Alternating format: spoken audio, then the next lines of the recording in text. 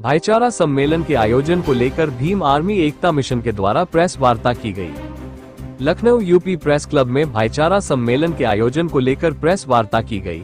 ये प्रेस वार्ता कौमी भाईचारा मंच एवं भीम आर्मी एकता मिशन के द्वारा आयोजन की गई।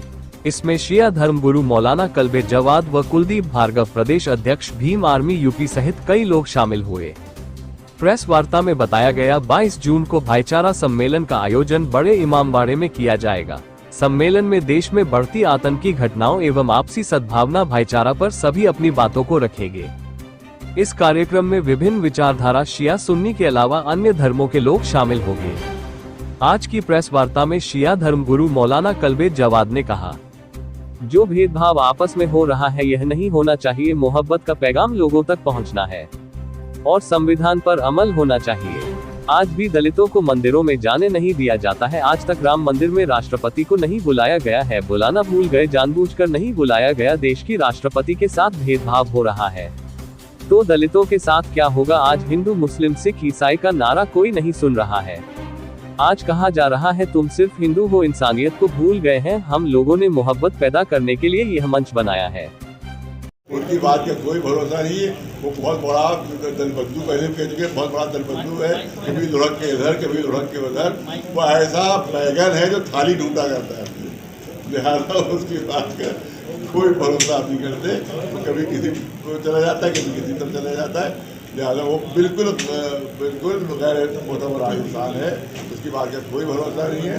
उसकी बात पर कोई ध्यान उसको नहीं देना चाहिए। उस तरह की हरकतें क्या करता है। कैसे उसको तोड़ सवाल ये है कि हमने पहले ही बताया था कि सैकड़ों सैकड़ों मंदिर जो है 20-25 साल बन गए हैं नाजायज तरीके से। लिहाजा उनके बारे में तो ध्यान दें पर किसी रीत पे मंदिर ना हो, कोई थाना ऐसा नहीं जिसमें मंदिर ना हो, कोई गवर्नमेंट का अस्पताल ऐसा जिसमें मंदिर ना हो। अगर वो सब नाजायज, अगर ये नाजायज है तो उन नाजायज चीज़ों को भी आपको गिराना चाहिए। वो जो गवर्नमेंट को ज़्यादा फर्स्ट साइड कार्रवाई बिल्कुल नहीं करना चाहिए। ईरान पर जो इजराइल की तरफ से हमला हुआ उस वक्त जब डिप्लोमेटिक टॉक चल रही थी, हमारी तो इससे ज़्यादा सख्त हमला होगा तो पल्ला कहते झाड़ा पूरी जिम्मेदारी अपने को ले लिए कि इससे ज़्यादा सख्त हमला होगा, इससे ज़्यादा वार किया जाएगा।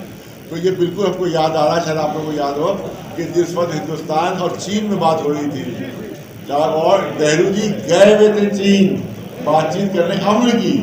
उस वक्त हिंदुस्तान को तसव्वुर भी नहीं था कि चीन हमला कर रहे। उस वक्त जब अमन की बातचीत चीन से हो रही थी, उस वक्त चीन ने अचानक हमला कर दिया, जिसकी वजह से बहुत बड़ा हिंदुस्तान का नुकसान हो गया था क्योंकि अमन की बातचीत हो रही थी। तो यही धोखा अमरीका इसराइल ईरान को दिया कि अमन की बातचीत के दौरान हमला किया गया, जबकि वो अधिक समझ रहा था कि हमला नहीं होगा, बातचीत होगी। जब बातचीत नाकाम होती है तब कोई फायदा होता है। बातचीत के दौरान हमला किया मतलब है कि बातचीत धोखा है। फिर ईरान को धोखे में रखने के लिए बातचीत शुरू की गई थी और मकसद उनका ईरान के ऊपर हमला करना था। इसलिए वहाँ ज़्यादा नुकसान इसलिए हुआ कि वो हमने की बातचीत कर रहे थे, उनको सोचा भी नहीं।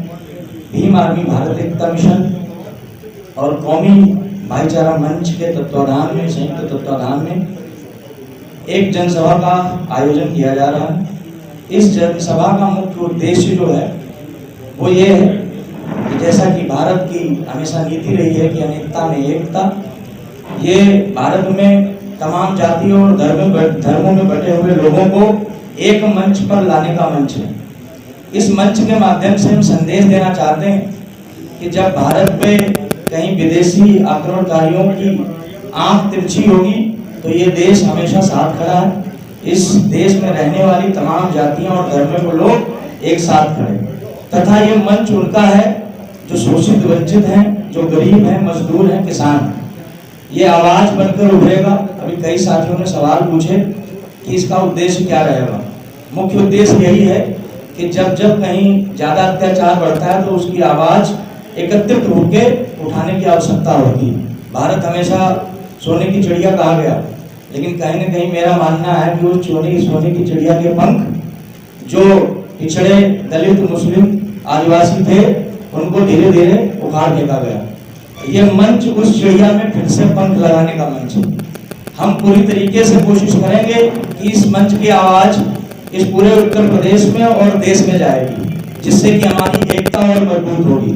और मैं फिर पुनः दोहरा देता हूँ, ये मंच जैसा कि जनाब ने कहा कि ये मंच राजनीतिक नहीं है। किसी साथी ने सवाल भी पूछा कि भीम आर्मी यहाँ पर मौजूद है, तो मैं आपको बताना चाहता हूँ कि ये भीम आर्मी सामाजिक संगठन है और इस मंच पर भीम आर्मी के राष्ट्रीय अध्यक्ष माननीय विनय रतन सिंह जी भी मौजूद रहेंगे।